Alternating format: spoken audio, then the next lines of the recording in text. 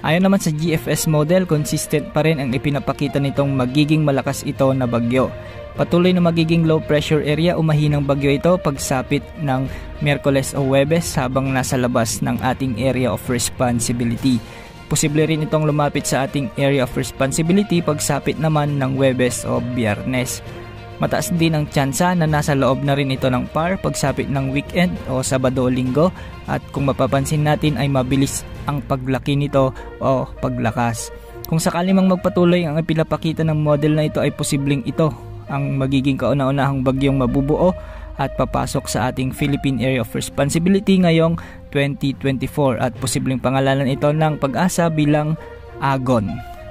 Sa susunod na Lunes naman ay nasa silangan na ito ng Visayas, kaya kung mapapansin natin, pagsapit din ng Miyerkules sa susunod na Linggo ay nasa silangan na ito ng Luzon bilang isang malakas na bagyo.